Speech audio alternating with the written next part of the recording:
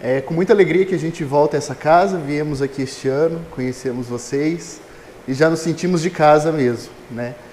Nós temos planos aí para o próximo ano ajudar um pouquinho mais nos cursos, com mais palestras, conforme a nossa disponibilidade. E a gente faz isso com muito gosto, com muita felicidade, porque a gente recebe muita ajuda também daqui, lá na SLI, que é a nossa casa de origem em Limeira, e é muito gostoso compartilhar isso com vocês, né? Vamos falar da morte?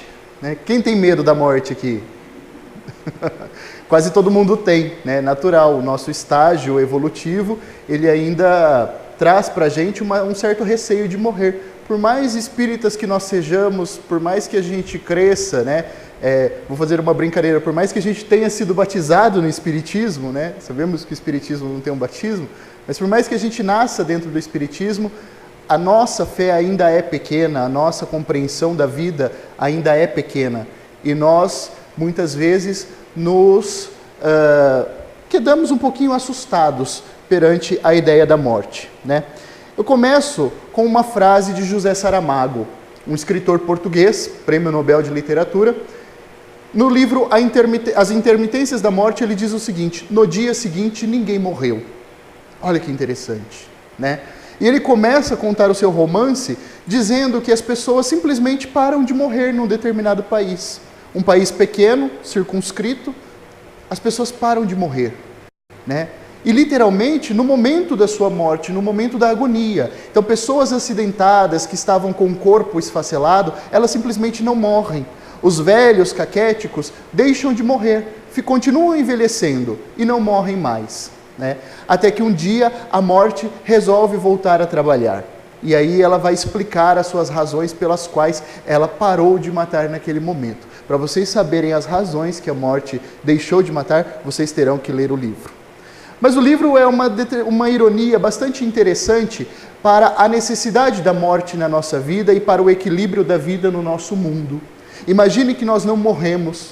Imaginem nós com 200, 300 anos, fedendo, nos decompondo em vida, porque o corpo fenece. O corpo é carbono, né? Ele vai deixar de existir uma hora. Ele vai voltar para a natureza e vai se tornar outros elementos químicos que nós encontramos por aí. Se nós não morrêssemos, nós daríamos despesa, nós daríamos trabalho para as outras pessoas, para as gerações que vêm. Então a morte ela é necessária para a manutenção da vida.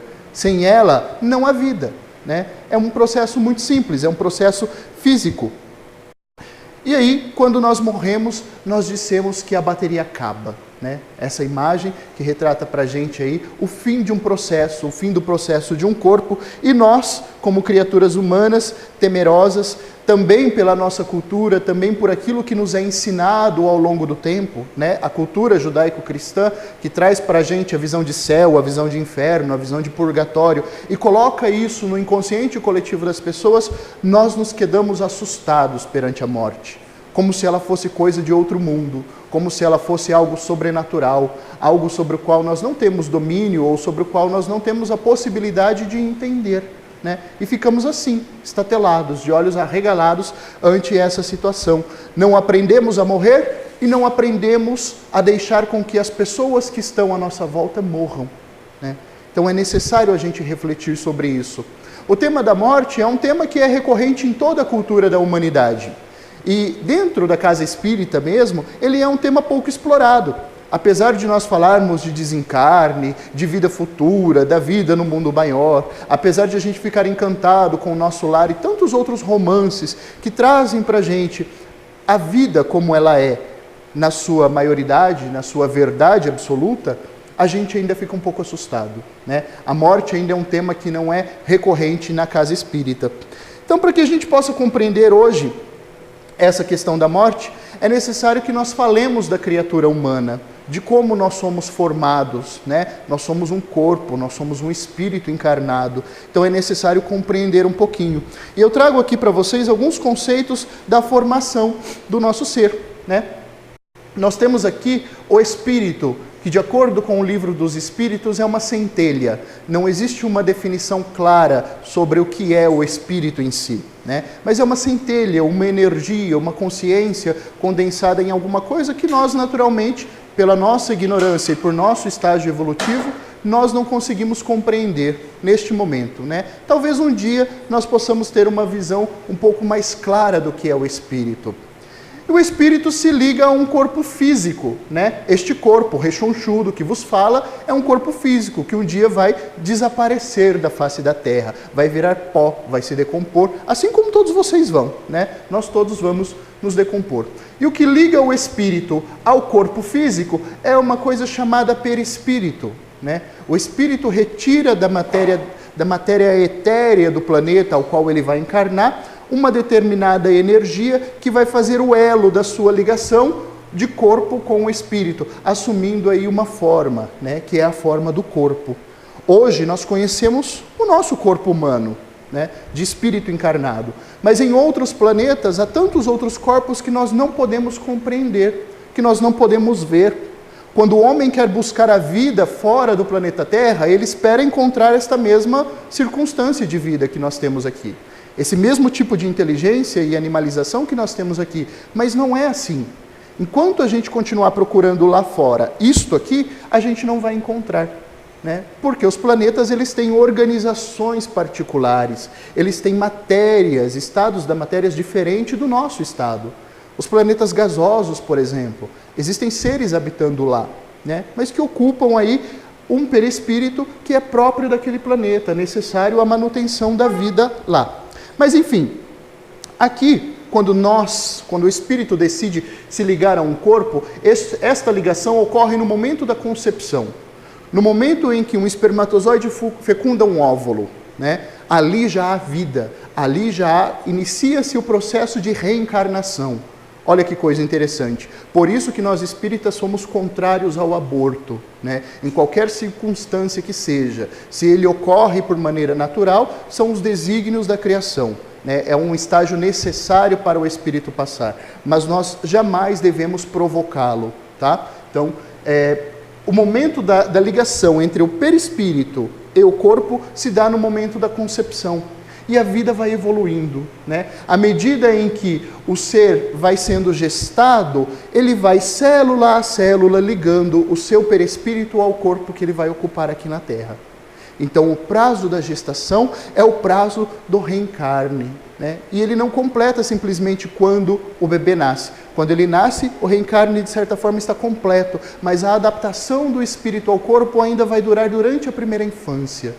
Daí o cuidado que nós devemos ter com as crianças, né? São espíritos reencarnantes, são espíritos que estão chegando aí para os nossos cuidados, para os nossos desígnios. Pois bem, o que causa então a animalização dos corpos orgânicos, né? Toda vez que nós temos uma união de um espírito com os corpos orgânicos, nós temos uma coisa chamada princípio vital.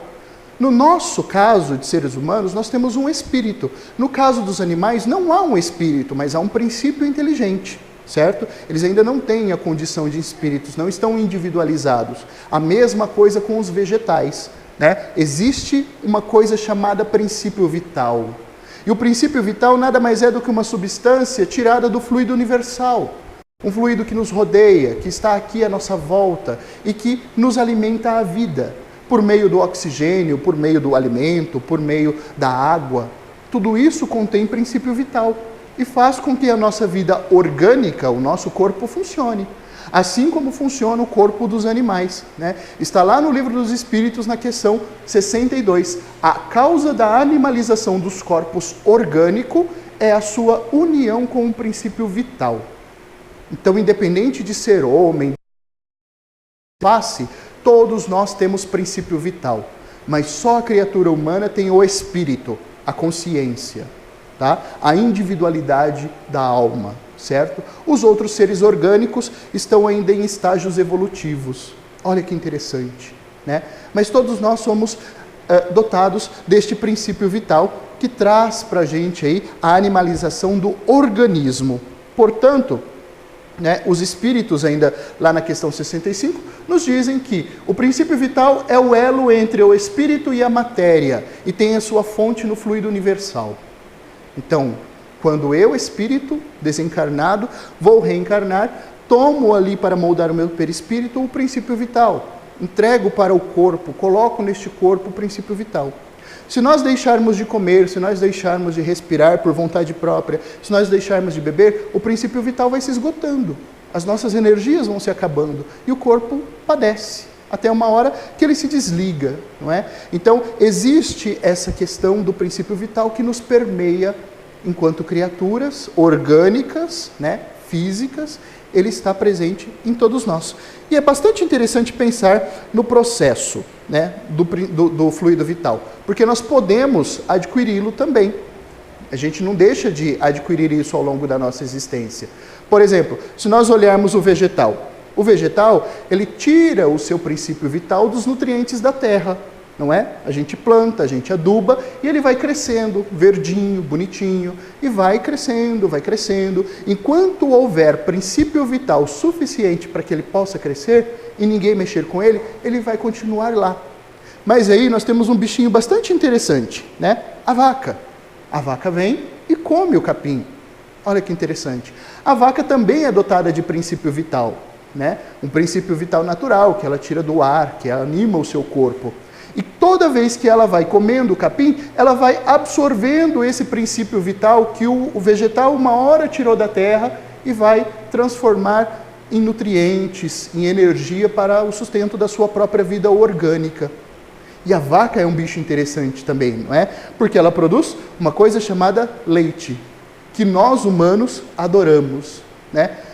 De vez em quando a gente come a vaca também, né? Tem umas pessoas que gostam de comer a vaca. Vai lá, mata o bichinho e come. Mas no primeiro momento a gente tem o leite. O leite que fornece os nutrientes para o bezerro, certo? Então olha o processo químico que ocorre aqui. Olha como a coisa ela é vislumbrante, é um ciclo da natureza, não é? E o que acontece? Nós, seres humanos, tomamos o leite da vaquinha. Olha que bonito. Para que a gente possa crescer, para que a gente possa ter energia para viver, para nos desenvolvermos. Não é isso que acontece? E aí o que acontece com a gente? Um dia a gente morre, a gente vai para debaixo da terra, nós vamos nos decompor, as matérias, né, carboníferas do nosso corpo vão se transformar em nutrientes, vão se misturar ao solo, que um dia serão absorvidos pelos vegetais. Olha que ciclo bonito.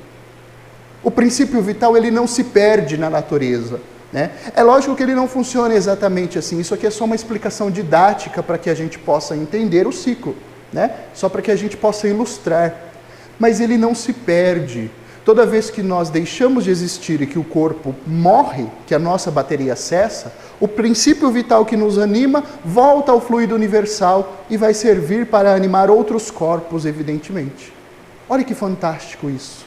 É um ciclo. Né? É um ciclo. E aí, algumas pessoas têm mais fluido vital que as outras. Sabe aquelas pessoas enérgicas, animadas? Tem pessoa que você vê que ela está morrendo. Né? Você fala, tá tudo bem?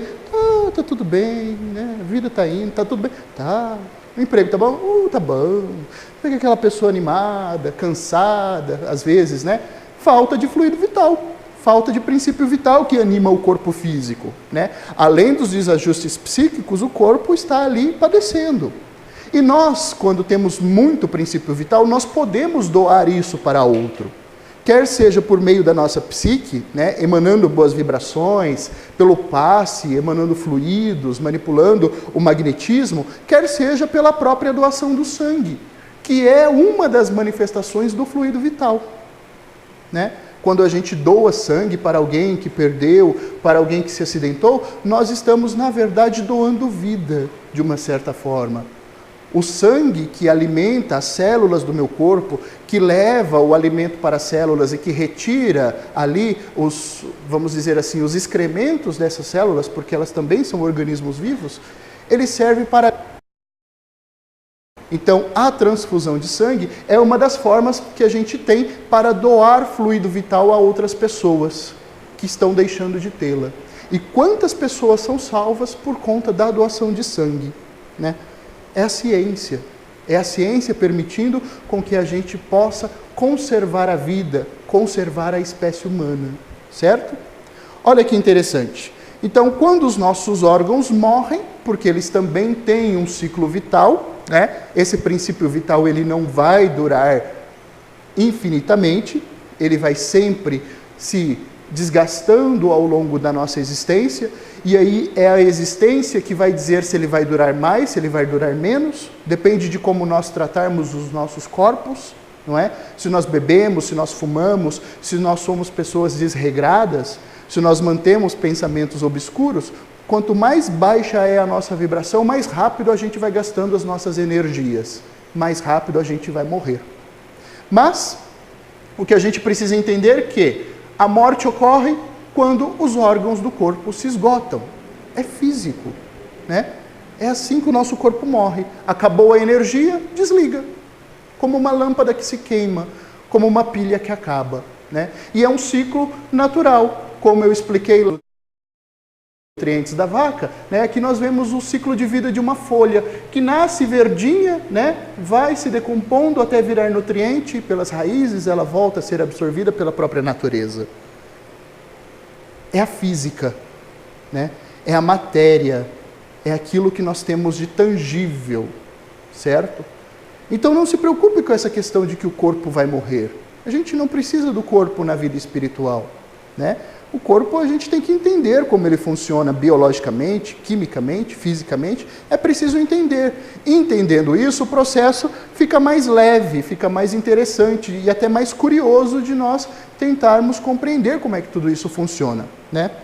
E aí, como eu falei lá no começo, por conta da cultura, né, por conta do mistério que a morte traz para as pessoas, quando a gente fala assim, ninguém voltou para contar. Se a gente fala, ninguém voltou para contar, o que nós estamos fazendo no Espiritismo? Uma doutrina filosófica, religiosa, que é toda, e científica, que é toda embasada naquilo que os Espíritos vieram para contar. Mas é porque nós somos materialistas ainda. O que a gente quer que a pessoa venha para contar? Que ela levante lá do túmulo e fale, olha, eu morri, é assim, assado. A gente quer ver o corpo. Nós Tomé. É o São Tomé que pede para ver, né? Só acredito vendo, só acredito tocando. Então, se a gente tem a comunicação dos espíritos por meio dos médios, eu não acredito. Será que é? Será que é assim? Será que é realmente espírito? Porque a nossa fé é pequena. Natural do nosso estágio evolutivo. Um dia nós não vamos duvidar mais de nada. Um dia o nosso entendimento estará tão claro que vai ser possível compreender estes e tantos outros fenômenos que nós ainda não entendemos. Mas a gente ainda pensa assim, eu só acredito se levantar lá do caixão e me contar como é que foi a morte. Não é assim, né? A nossa cultura faz com que nós pensemos assim. A nossa cultura, que é toda basada no materialismo, ela quer que a gente veja uma criatura levantando, um zumbi, e venha contar pra gente. Mas não é assim que funciona. Além disso, a cultura, em todo o planeta Terra, trata a morte de um jeito diferente. Cada povo vai entender a morte de uma forma mais simples, de uma forma mais mística, de uma forma mais medrosa. O nosso pensamento ocidental hoje é formado a partir do pensamento judaico-cristão, né? Se a gente olha um pouco mais atrás na mitologia, Grécia e Roma, a morte era entendida de um jeito diferente. As pessoas faziam uma viagem, iam para o mundo inferior, né? Eram levadas por um barqueiro chamado Alçades. Né? Olha que interessante, havia os deuses da morte. No Egito Antigo, muitos séculos antes de Cristo, né, alguns milênios antes de Cristo, as pessoas morriam e eram embalsamadas, porque elas voltariam à vida, naquele corpo. E hoje a gente vê as múmias, né, que não voltaram à vida. Olha que interessante. Então nós aprendemos que a morte é um ser funesto, né, que é uma caveira vestida de preta que vem para cortar a nossa cabeça. Mas não existe esta figura específica da morte tal qual nós a entendemos. Isso é folclórico, né? Nós não precisamos ter medo de que quando a gente estiver no momento da agonia vai vir uma caveira nos cortar a cabeça. Não funciona assim, né? Isso aqui é folclore da nossa cultura ocidental. Os japoneses entendem a morte de um jeito diferente, muito mais bonito do que nós entendemos. Eles até comemoram quando as pessoas morrem. Nas Filipinas, por exemplo, as pessoas, elas têm um jeito de entender a morte como se as pessoas não tivessem morrido. E eles desenterram os cadáveres todo ano para trocar-lhe as roupas. Mesmo os cadáveres em decomposição. Passa por um processo de embalsamento e todo ano eles colocam os cadáveres às mesas das casas e conversam com eles como se eles estivessem vivos. Então são formas de entender a morte, né? Hoje nós temos medo, hoje a gente entende de um jeito diferente, mas se olharmos o mundo como ele entende, nós vamos ver que eles entendem de formas diferentes, com mais medo, com menos medo, com mais alegria, com menos alegria, né? É uma forma de compreender. E o Espiritismo, ele compreende a morte do ponto de vista racional, né? Do ponto de vista da razão, sem mistificação, sem figuras folclóricas, né? E a gente vai ver isso dentro de toda a doutrina. Pois bem, se a morte é o esgotamento da vida que anima o corpo físico, a gente tem que perder essa sensação de que morreu, acabou, né? O corpo físico acaba, o espírito ele continua. Nunca podemos nos esquecer que nós somos uma criatura de tripla dimensão, de espírito, perispírito e corpo. O corpo, ele se apaga, as energias dele terminam. E quando essas energias terminam, o espírito ele se liberta, né? O perispírito fica livre.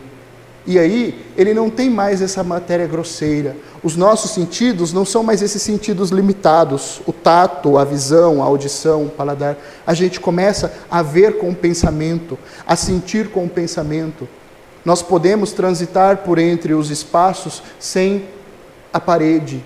Nós podemos atravessar paredes, né? Olha que coisa interessante. Isso é bastante fantástico de se perceber.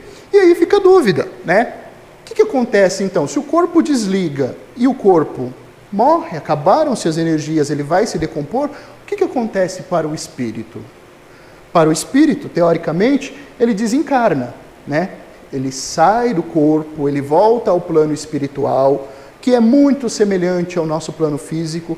A literatura espírita nos diz que o nosso mundo físico, na verdade, é uma cópia do mundo da vida maior, e é, de fato, não é? Então nós desencarnamos conservando a nossa forma, né? A gente vai chegar do mesmo lado, gordinho, magrinho, careca, cabeludo, do mesmo jeito que nós estamos aqui, nós vamos chegar lá do outro lado, desta mesma forma. A gente fala, nossa, se eu vou morrer, eu quero virar o Brad Pitt, né? Não adianta, você vai voltar do mesmo jeito, lá do outro lado, você vai se ver, você vai falar, nossa, não mudei nada, né? Para a sua surpresa, não mudou nada, você só deixou de ter a carne, você só deixou de ter essa matéria. Mas a forma, né, do perispírito continua a mesma. E é aí que começa a ficar interessante, porque nós precisamos entender como funciona o processo de desencarne. Se o corpo morre e o espírito desencarna, é esse processo que o Espiritismo traz à luz. É esse processo que o Espiritismo nos chama à racionalidade para que nós possamos entender e não temê-lo. A gente só teme aquilo que a gente não compreende. A gente só teme aquilo que nos é desconhecido. Uma vez estudando a morte, nós começamos a entendê-la e fica mais fácil o processo, né? A gente pode se ajudar a fazer isso. Pois bem, o desencarne nada mais é do que o processo de desligamento do perispírito do corpo físico, né? Quando o perispírito, o corpo está morrendo, o perispírito vai se desligando. Da mesma forma como ele se ligou lá no processo da concepção, célula a célula, ele vai se desenlaçando. Nunca é um desligamento bruto, nunca é uma morte estúpida, né? Por mais que a gente veja que as pessoas morrem instantaneamente em acidente, por mais que as pessoas vejam que as pessoas morrem de coisas, de catástrofes naturais que a gente não espera, né? A pessoa está aqui em pé, caiu, morreu. Opa, teve um desligamento. É lógico que tudo vai da evolução do próprio espírito. E André Luiz, em Obreiros da Vida Eterna, ele traz para a gente um relato muito interessante, que é o desencarne de Dimas, né? Dimas, que é um espírito, ele vai ser auxiliado por outros espíritos e vai desencarnar. E é muito bonito a forma com a qual isso acontece. E os detalhes que André Luiz nos revela desse momento. Ele está lá com um auxílio espiritual, né, tomando passes magnéticos. Ele recebe uma melhora para que a família possa deixá-lo desencarnar em paz. A família, neste momento em que o indivíduo está ali moribundo, prestes a desencarnar, ela é de extrema importância. Porque o nosso sofrimento perante aquele corpo que está prestes a ir, as nossas rogativas para que ele não se vá, isso acaba atrapalhando o processo de desencarne. E aí os espíritos, que são muito inteligentes, auxiliados, eles fazem com que o corpo dê aquela leve melhorada, a família possa ir para casa e aí então o processo se dá com naturalidade, sem a interferência do pensamento dos familiares. É isso que acontece com Dimas, né? E aí a gente vê que ele entra em coma, os espíritos colocam em repouso absoluto de consciência e vão, por meio de passes e fluidos magnéticos, desenlaçando o perispírito do corpo, até que o perispírito, ele se materializa de uma certa forma, ou ele se torna visual em cima do próprio corpo de Dimas. Mas o desencarne não está completo, né? É preciso que o auxílio venha e corte o fio pela têmpora de Dimas que liga o perispírito ao seu corpo. Aí sim o desencarne termina. Quando Dimas recobra a consciência, já o seu perispírito desencarnado, ele vê a mãe que o assistiu em todo esse processo, né? Que o assistiu durante toda essa jornada de desencarne. E assim, depois, ele continua a sua jornada. É um espírito que recebeu auxílio, porque tinha mérito, porque levou uma vida com uma conduta moral que permitiu ser ajudado, que estudou o Espiritismo e compreendeu que, naquele momento, foi necessário ser assim. E André Luiz, lá em Nosso Lar, vem nos dizer o seguinte: a existência é um ato, né? É uma cena, como num teatro que a gente vê uma cena, como num filme que a gente vê uma cena. Assim, a nossa existência aqui é um ato, é um lampejo.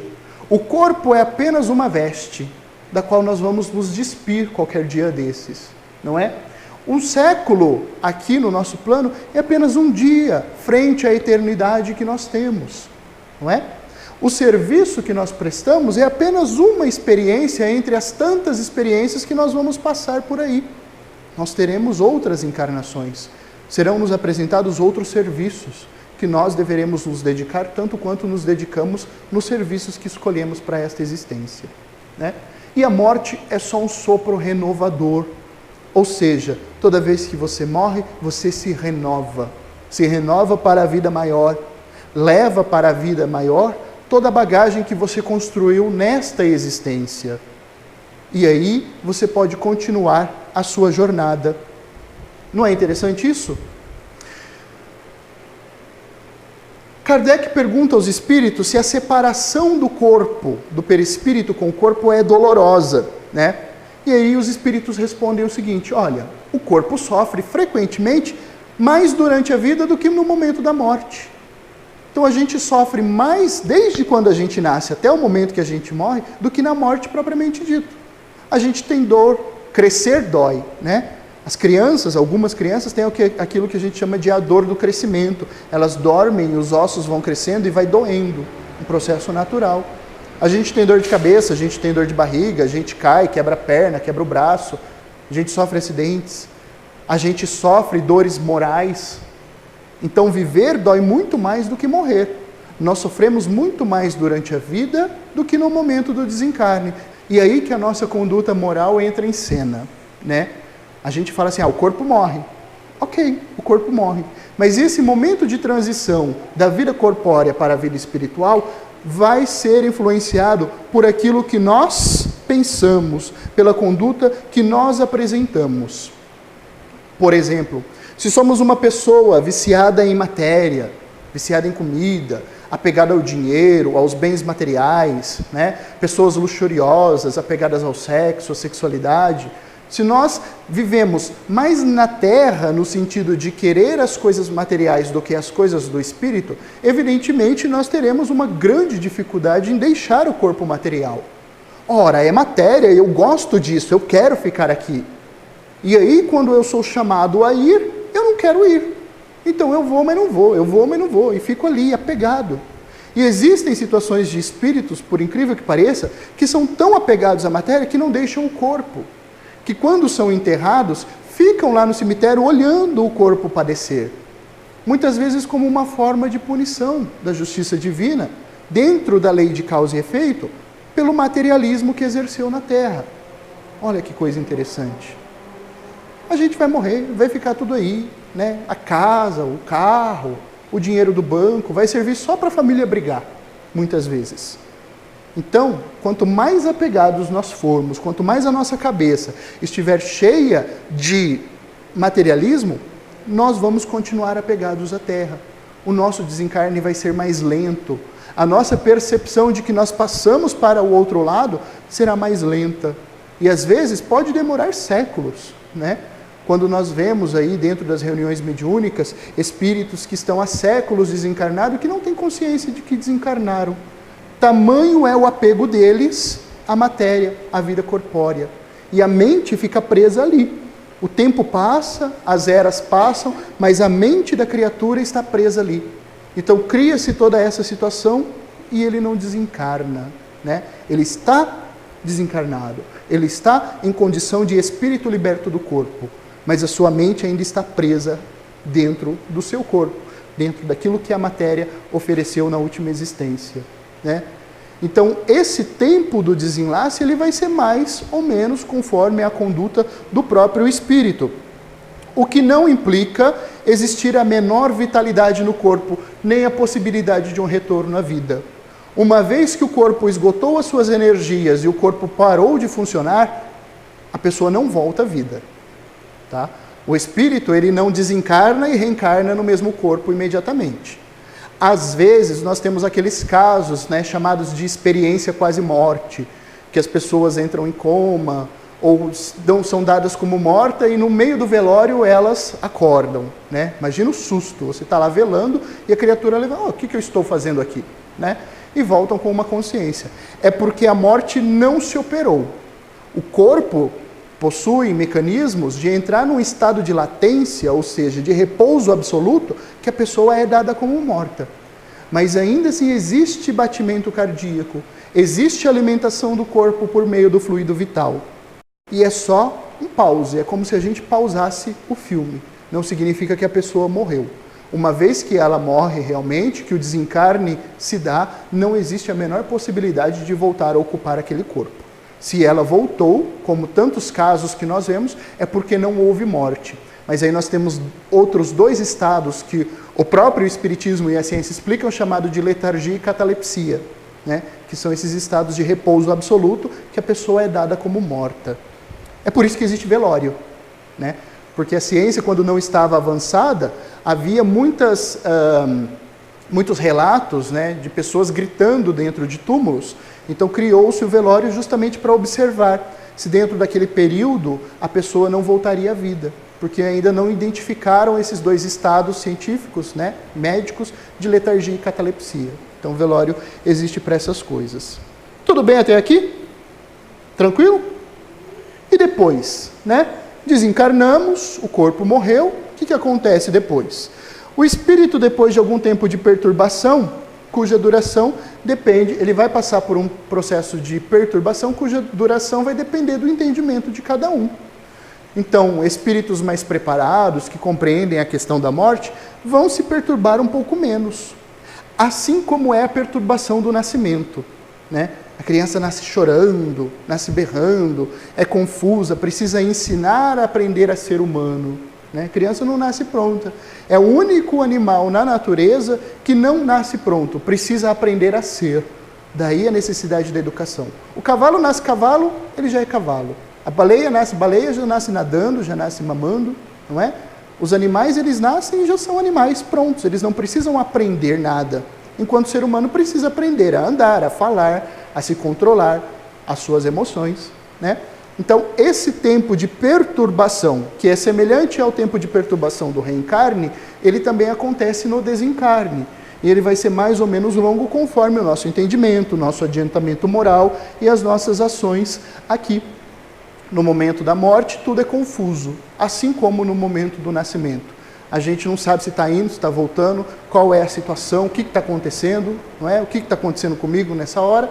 E aí nós vamos precisar de um pequeno tempo para nos reconhecermos, para voltar à nossa individualidade e colocar a nossa consciência no lugar. Se nós temos mérito, nós somos ajudados a isso, né? Existe um filme bastante interessante chamado Amor Além da Vida. Tem algumas coisas fantasiosas, mas o processo é bem legal para a gente compreender, né? Alguém já assistiu o filme? Amor além da vida, né? Ele, quando o espírito desencarna, ele está olhando tudo embaçado, ele não consegue se ver, e ele não compreende muito. Até que a sua reconsciência vai se recobrando, e aí ele consegue, enfim, se ver quem é o seu amigo espiritual, que está ali ajudando, né? É bastante interessante. Então, a nossa lucidez, ela vai se retornando aos poucos, ela vai se fazendo aos poucos, à medida em que nós deixamos a matéria de lado. E aí vocês perguntam assim, eu sou espírita, eu estudei a morte, eu estudei o desencarne, né? Então eu vou passar dessa para melhor de um jeito muito tranquilo. Depende.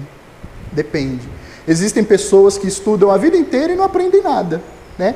Leem os livros, mas a sua conduta moral, as suas atitudes, elas não refletem aquilo que elas estudaram.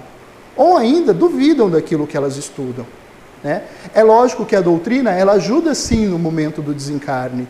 Quando você é espírita e você tem consciência, você tem um desencarne mais tranquilo, você vai preparado, você sabe o que está acontecendo, você se entrega de uma forma mais fácil àquele momento, né? No entanto, vai depender muito do adiantamento moral de cada um e da situação em que cada um desencarna. Tudo bem? Tranquilo até aqui? Dúvidas? Já estão tudo preparado para morrer? Né? Então vamos dar algumas dicas para morrer bem, né? É preciso algumas dicas para a gente morrer bem. Isso é interessante, porque você pode morrer de uma forma ruim, mas você pode morrer bem também. O Evangelho segundo o Espiritismo, em o capítulo O Meu Reino Não É Deste Mundo, traz uma coisa chamada o ponto de vista que nós temos para a vida, né? E aí nós precisamos fazer uma ideia clara da vida. Nós precisamos ter uma fé inabalável no futuro. Nós não podemos duvidar. Nós não podemos passar pela nossa cabeça de que morreu, acabou. Ou de que morreu, eu vou para o inferno, vou para o céu, vou para o umbral. Tudo isso são condições psíquicas que nós mesmos criamos para nós. São condições que refletem as nossas ações. O inferno é a própria consciência.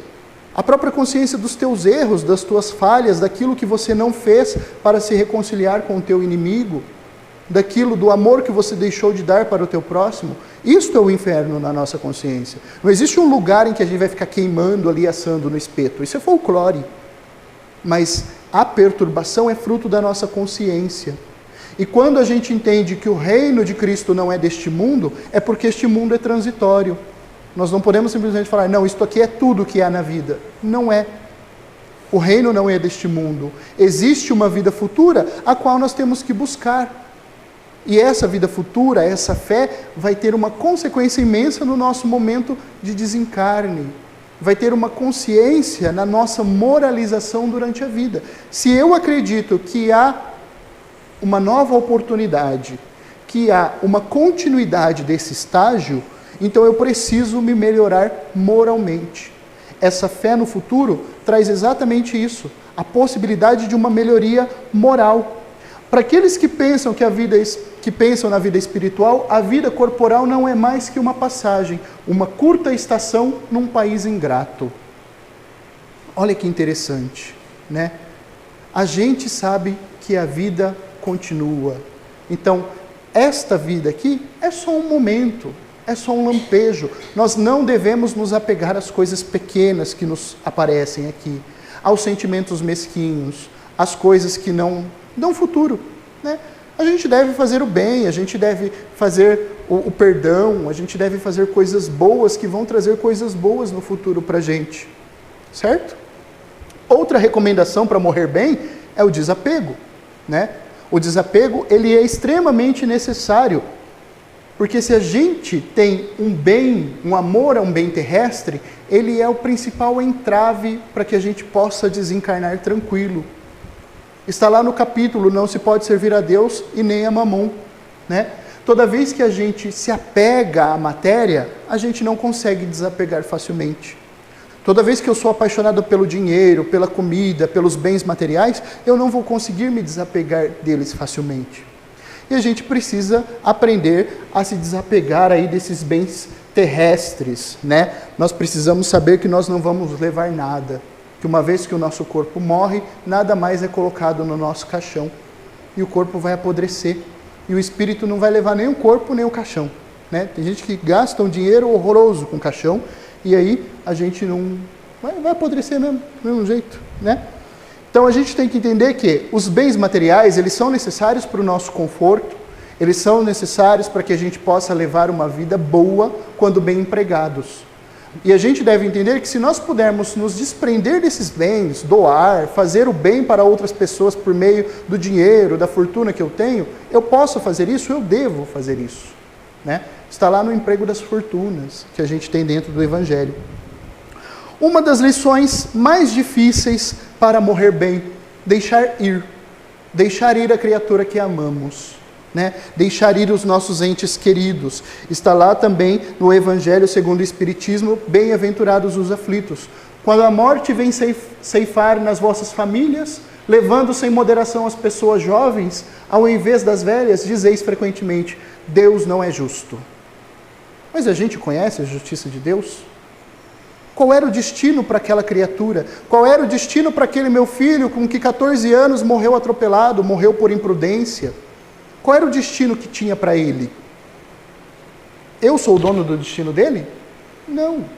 Deus sabe o que faz. Deus sabe porque leva a mãe, porque leva o pai, porque leva a esposa, o marido, o irmão, a tia, o sobrinho. Nós precisamos compreender. Nós precisamos desapegar das criaturas e entender que a vida delas também acaba. Que o corpo delas também padece, assim como o meu vai padecer. E entender quando elas morrem como um processo natural. É difícil, é dolorido, mas eu queria que está do meu lado, eu queria que estivesse aqui. Mas, se Deus chamou, temos que deixar ir. Temos que deixar com que a criatura vá em paz.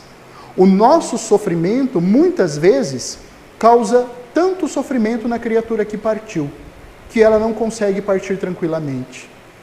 Né? Quantas cartas, nas cartas das as mães de Chico Xavier, que nós vemos os filhos, mamãe, eu estou bem, mamãe não chore, eu estou feliz, eu estou tranquilo, o teu sofrimento me machuca. Chico Xavier nos deu exemplos belíssimos, né? Com estes relatos dos filhos que partiram e que enviaram cartas para as suas mães. É preciso então compreender, é preciso deixar que se vão, que cumpram a sua jornada agora no plano espiritual e orar por essas criaturas que partiram. Mas orar não para que elas voltem ou para que elas estejam do nosso lado, mas orar para que fiquem bem, para que consigam ir bem, para que encontrem a paz no seu coração, a paz naquilo que necessitam. Outra dica para morrer bem, seja caridoso, né? Exercitar a caridade é um dos mais sublimes ensinamentos que Deus deu ao mundo. E isso está lá, no amar ao próximo como a si mesmo. Não é? Nós devemos amar ao próximo como a nós mesmos. Nós devemos fazer o bem, certo? A caridade sublime ensinada por Jesus consiste também na benevolência concedida a todas as criaturas, em todas as circunstâncias, em todas as coisas ao nosso próximo. Fazer o bem sem olhar a quem. E aí é importante compreender a caridade como Jesus compreendia. A caridade verdadeira não consiste simplesmente em a gente dar uma esmola para um pobre, em dar um remédio para uma pessoa que está doente. Existe uma caridade muito mais valiosa, que é a caridade moral. Você dar atenção, você dar carinho, você ouvir as dores do outro, afagar as dores do outro, não é?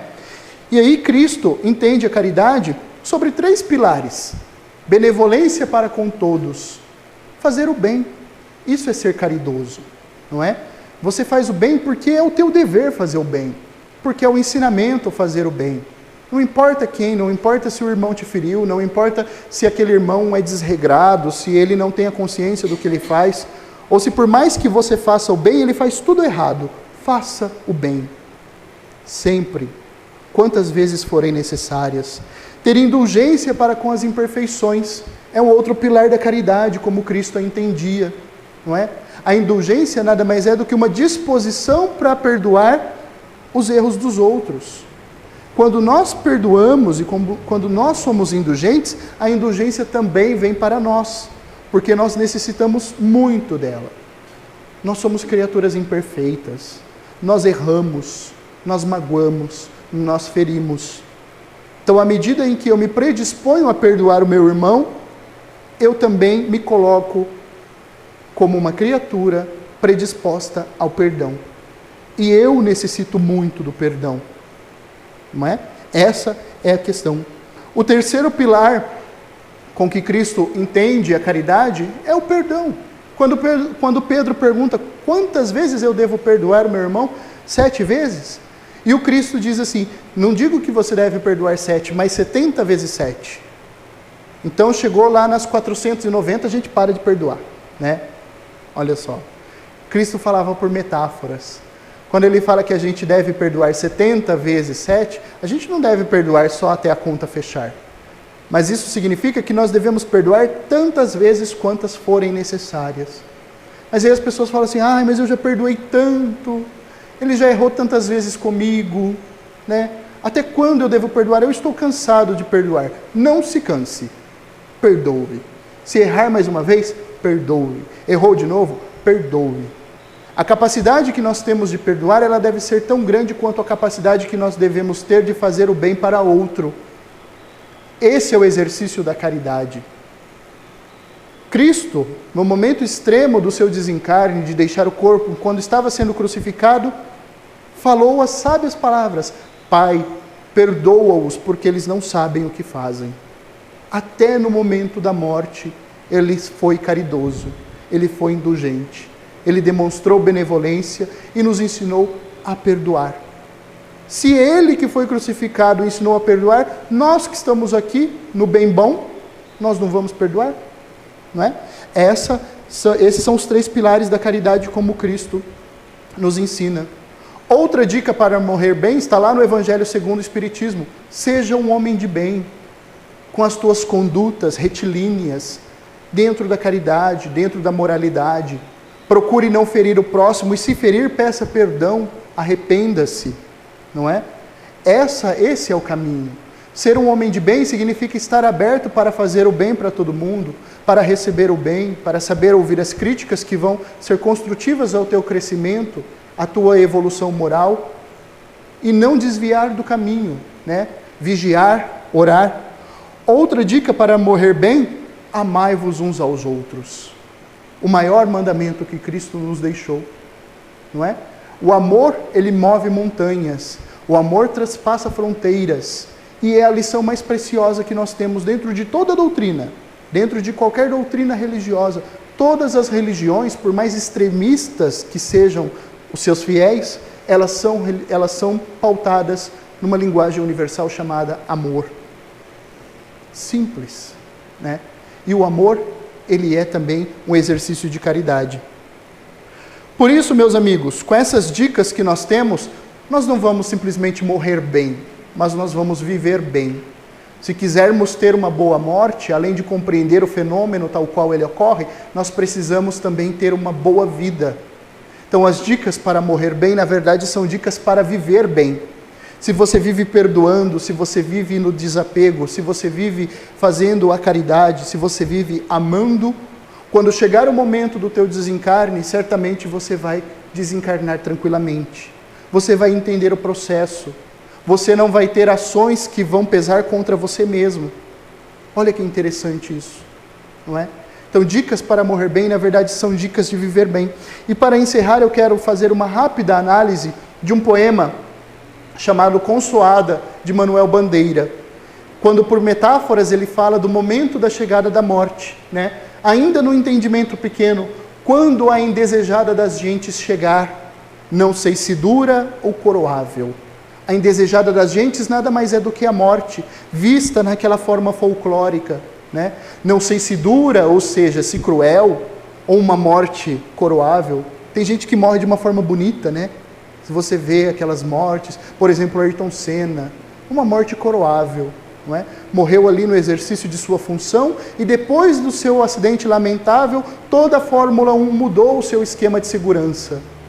2 pilotos eu acho que morreram depois dele, né? Mas os acidentes se reduziram muito, né? Então não sei se dura ou coroável, talvez eu tenha medo, ele diz, né? Talvez eu tenha medo. Talvez eu sorria ou diga um alô iniludível. Oi, morte. E me desfaleço. O meu dia foi bom, a noite pode descer. A noite com seus sortilégios, olha a visão aí da obscuridade da morte. né? O dia foi bom, a vida foi boa. A noite pode chegar, a morte pode vir. Encontrará lavrado o campo, ou seja, o trabalho realizado, muito bem realizado. A casa limpa, cuidada, sem rusgas. E aí a casa, ele não fala da casa simplesmente da casa física, né? Sem teias de aranha ou nada, mas da casa onde estão os nossos irmãos, onde estão os nossos amores, com os quais nós precisamos nos reconciliar, né? A casa está limpa, ou seja, está tudo em harmonia aqui. Eu posso partir em paz. A mesa posta, ou seja, o fruto do meu trabalho, o alimento que eu tinha para doar aos meus irmãos, está realizado. Cada coisa em seu devido lugar. Muito provavelmente ele seguiu aquelas dicas para morrer bem. Ele amou, ele foi indulgente, ele perdoou, ele trabalhou, não é? E aí as coisas estão em seu devido lugar. E ele pode partir tranquilamente. É assim que nós devemos entender a morte, né? Um tema que é obscuro para nós, que ainda nos causa um certo temor, que ainda nos causa um certo receio, dúvidas. É natural. Nós somos criaturas com entendimento muito limitado. Mas à medida em que nós vamos estudando, isso vai se clarificando na nossa mente e nós vamos com condutas retilíneas, condutas no bem e vamos desencarnar tranquilamente. Tudo bem? Prontos para morrer? Muito obrigado pela atenção de vocês e eu espero ter contribuído um pouquinho mais para o nosso conhecimento e para a nossa caminhada. Deus abençoe a todos.